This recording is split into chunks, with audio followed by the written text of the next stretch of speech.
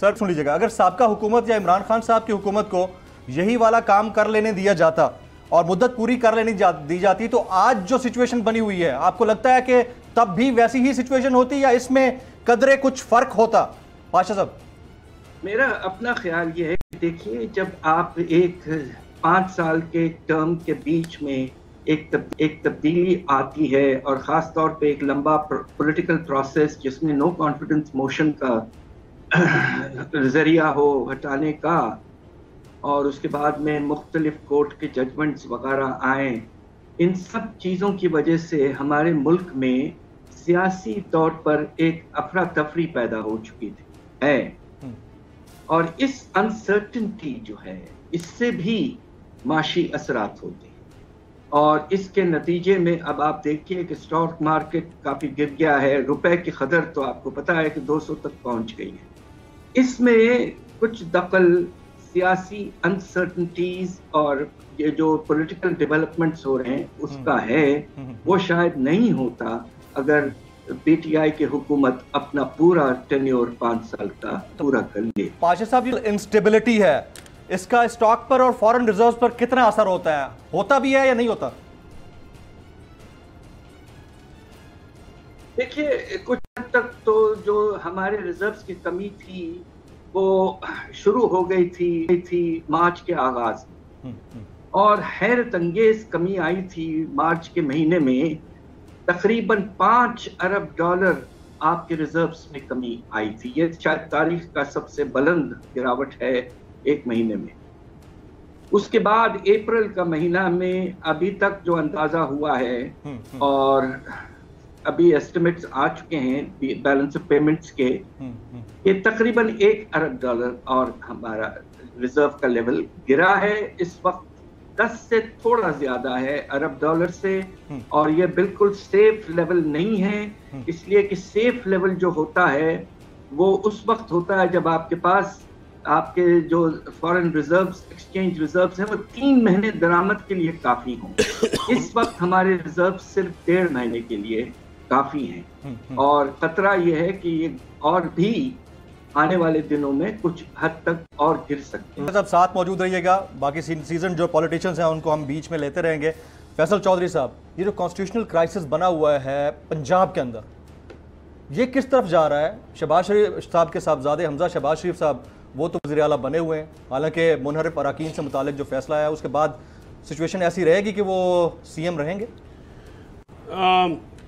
دیکھیے، پولیٹیکلی کچھ روایتیں بھی ہوتی ہیں، کچھ موریلٹیز بھی ہوتی ہیں۔ اگر آپ اکثریت کھو دیں تو دنیا بھر میں جو ہے حکومت چھوڑ دینے کا جو ہے ایک روایت ہے۔ یہ اس روایت کا بہت زور و شور سے جب یہ اپوزیشن میں تھے تو تب یہ ذکر کرتے تھے، لیکن فیصل بھائی آپ اجازت دیں گے؟ اسد کیسر صاحب جوائن کر چکے ہیں، وہ بعد میں ٹائم نہیں دیں گے تو ابھی میں ان سے بات کروں، میں آپ کو دوبارہ آ رہا ہوں۔ اسد کیسر صاحب، السلام علیکم سر۔ وعلیکم السلام۔ اسد کیسر صاحب، آپ موجود تھے آج سابق وزیر اعظم عمران خان صاحب نے جس انداز سے پریس کانفرنس کی، بلکہ خطاب کیا پریسرز کے سامنے، تو کیا پوائنٹ رکھا گیا؟ ابھی تک سمجھ نہیں آ رہی کہ صرف احتجاج ہوگا یا آپ لوگ دھرنا دینے جا رہے ہیں؟ اسد صاحب دیکھیے، پورا پلان بنایا گیا ہے اور اس میں تمام نٹی گریٹی طے ہو چکی ہے، اور یہ ہوگا دھرنا۔ یہ تب تک جو ہے نا ہم نہیں اٹھیں گے وہاں سے جب تک مطلب کوئی الیکشن کا اناؤنس نہیں ہوتا اور اسمبلی ڈیزالو نہیں ہوتی۔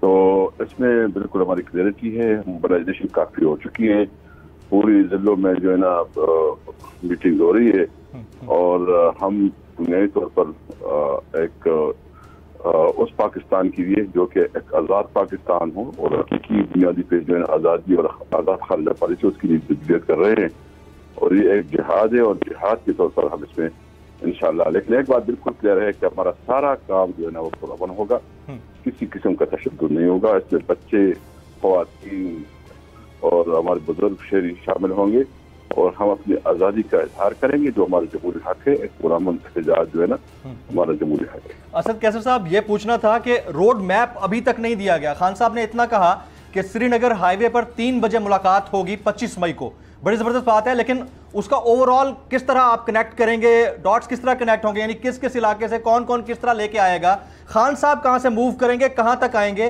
یہ چیز ابھی تک کلیئر نہیں ہوئی اور لوگ ہم سے سوشل میڈیا پر پوچھ رہے ہیں. اسد صاحب دیکھیے اس کے بارے میں بالکل چیزیں کلیئر ہیں, ٹائم پہ ہم اپنی اسٹریٹجی بتائیں گے.